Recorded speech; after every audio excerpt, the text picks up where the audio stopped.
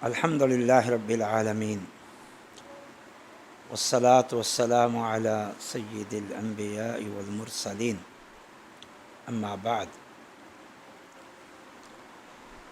رمضان المبارک اختتام پذیر ہو چکا ہے۔ اس مناسبت سے مجھے کچھ نصیحتی کلمات ادا کرنے کو کہا گیا ہے۔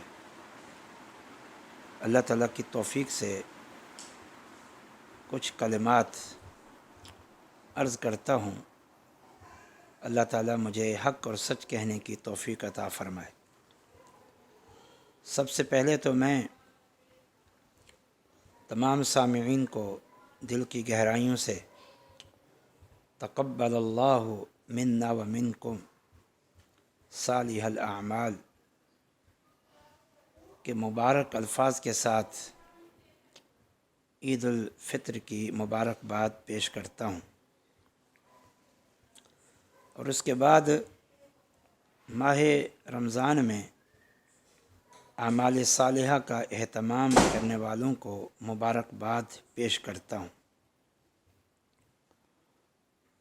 جن لوگوں نے فرائض ادا کیے، تطوعات اور نوافل کا اہتمام کیا، یقیناً ان لوگوں نے خوب اجر و ثواب سمیٹا، اور انشاءاللہ تعالی بخششیں حاصل کیں، اور انشاءاللہ تعالی جہنم سے آزادی حاصل کی۔ ایسے لوگ بڑے ہی مجاہد ہیں، ان کا کردار بڑا ہی عظیم ہے، کیونکہ ان لوگوں نے اپنے ان اعمال کے ذریعے اپنے ازلی دشمن شیطان،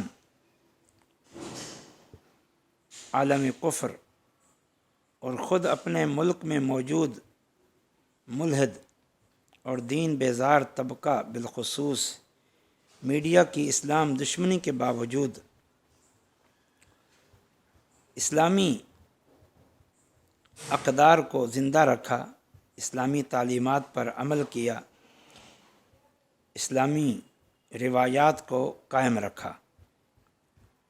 میں دین کا ایک ادنا سا خادم ایسے تمام مرد و خواتین، بوڑھوں، جوانوں، بچوں، سب کو مبارکباد پیش کرتا ہوں، اور یہ نصیحت کرتا ہوں کہ اس راہ پہ گامزن رہیے، اسلامی تعلیمات پر عمل پیرا رہیے اور استقامت اختیار کیجیے، کیونکہ یہی آپ کا مقصد حیات ہے، اور اسی میں حقیقی کامیابی ہے۔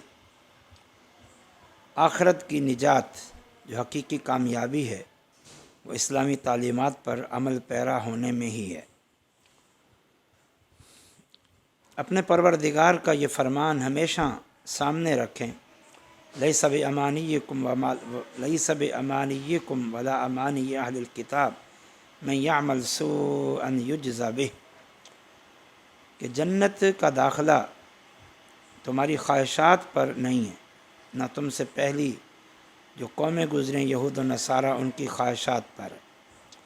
یاد رکھو، جس کسی نے برے کام کیے وہ اس کی سزا پائے گا۔ وَمَن يَعْمَلْ مِنَ الصَّالِحَاتِ مِن ذَكَرٍ أَوْ أُنثَىٰ وَهُوَ مُؤْمِنٌ فَأُولَٰئِكَ يَدْخُلُونَ الْجَنَّةَ، اور جس کسی نے نیک عمل کیے، وہ مرد ہو یا عورت ہو مومن، تو ایسے لوگ جنت میں داخل ہوں گے۔ تو اللہ تعالیٰ نے بالکل واضح کر دیا ہے کہ جنت کا داخلہ محض خواہشات اور تمناؤں پر موقوف نہیں، بلکہ ایمان اور عمل صالح پر موقوف ہے انشاءاللہ تعالی۔ البتہ میں اس کے ساتھ ساتھ ایک انتہائی تلخ حقیقت کو بھی واضح کرنا ضروری سمجھتا ہوں، اور وہ یہ ہے کہ ہم میں سے بہت سارے باعمل مسلمانوں نے بھی اسلام کی جو اساس ہے، اس عمل کی جو اساس ہے، اس کو چھوڑ دیا ہے، اور وہ اساس ہے تمسک بالکتاب و سنہ، کہ دینی تعلیمات کے معاملے میں، اعمال صالحہ کے معاملے میں کتاب و سنت کو مضبوطی سے تھاما جائے، شرک اور بدعات سے کلی طور پر اجتناب کیا جائے۔ یہی عمل کی بنیادیں ہیں۔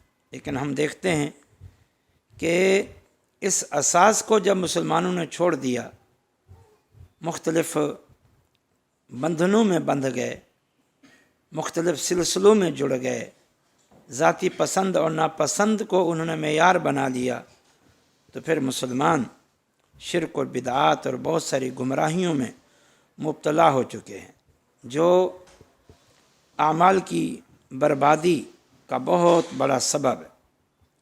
شرک کی واضح صورتیں آج ہمارے معاشرے میں موجود ہیں۔